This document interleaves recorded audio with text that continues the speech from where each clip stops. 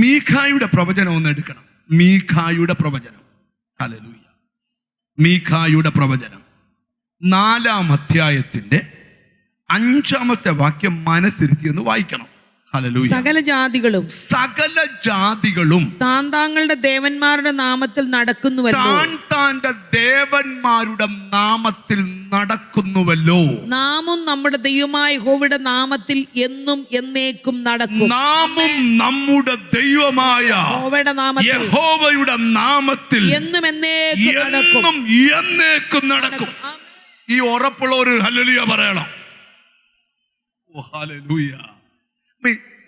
സ്തോത്രം. വാക്യം നിങ്ങൾ സത്യം. സകല ജാതികളും താങ്കളുടെ ദേവന്മാരുടെ നാമത്തിൽ നടക്കുന്നുവല്ലോ. നാമും നമ്മുടെ ദൈവമായ യഹോവയുടെ നാമത്തിൽ എന്നും എന്നേക്കും നടക്കും. എന്നിട്ട് ധൈര്യത്തോടെ മീഖ പ്രവചിക്കുക, നാം നടക്കുന്നത് നമ്മുടെ ദൈവത്തിന്റെ നാമത്തിലാ.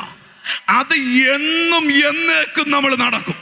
മരിക്കുന്നിടം വരെ നടക്കും. കാരണം ഈ നാമത്തിന്റെ ശക്തിക്ക് സകലത്തെ മുട്ടുകുത്തിക്കാനുള്ള പവറുണ്ട്. ഓ ഹല്ലേലൂയ. അല്ലാതെ നമ്മൾ ഒരാഴ്ച ദൈവത്തെ വിളിച്ചേച്ച് അടുത്ത ആഴ്ച വിളിച്ച കാര്യത്തിന് വിടുതൽ കിട്ടാഞ്ഞോണ്ട് എന്നാ പോയി മന്ത്രവാദം ചെയ്യുവോ ആഭിചാരം ചെയ്യുവോ ദൈവത്തിന് സ്തോത്രം ആമീൻ വേറൊരു സ്ഥലത്തോ നമ്മൾ പോവുകയല്ല. ആമീൻ. ദൈവം യഹൂദ മലമല പറയും, ഞങ്ങൾ സേവിക്കുന്ന ദൈവം ഞങ്ങളെ വിടുവിച്ചാലും വിടുവിച്ചില്ലെങ്കിലും ഞങ്ങൾ ഇതിന്റെ മുമ്പിൽ വണങ്ങത്തില്ല. ഒരാമീൻ പറയണം.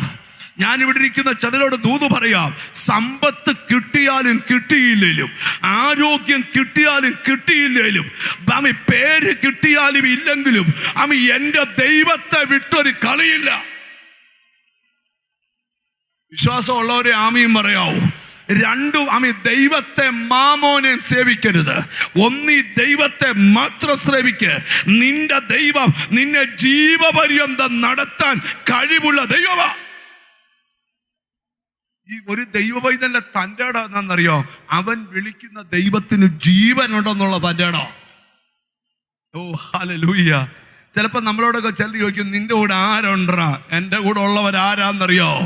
ബൈബിളിലൊരു വാക്യമുണ്ട്, അവരുടെ കൂടെ മാംസഭുജമേ ഉള്ളൂ.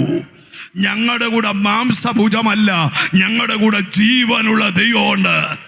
ഇന്ന് ഈ മെസ്സേജ് കേട്ടോണ്ടിരിക്കുമ്പോൾ ചിലരോട് പറയാം, നിനക്ക് ആശ്രയിക്കാൻ തന്ന നാമം, വിളിക്കാൻ തന്ന നാമം, നീ നടക്കുന്നത് ഈ നാമത്തിലാ.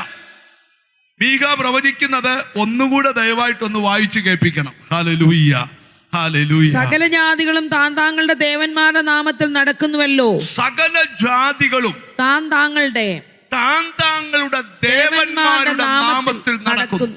നാമും നമ്മുടെ ദൈവമായ യഹോവയുടെ നാമത്തിൽ എന്നും എന്നേക്കും. നാമോ നമ്മുടെ ദൈവമായ യഹോവയുടെ നാമത്തിൽ. രാജ്യത്ത് പോയാലും ഏത് ഭാഷക്കാരുടെ പോയാലും നാം നടക്കുന്നത് നമ്മുടെ ദൈവമായ യഹോവയുടെ നാമത്തിലായിരിക്കും.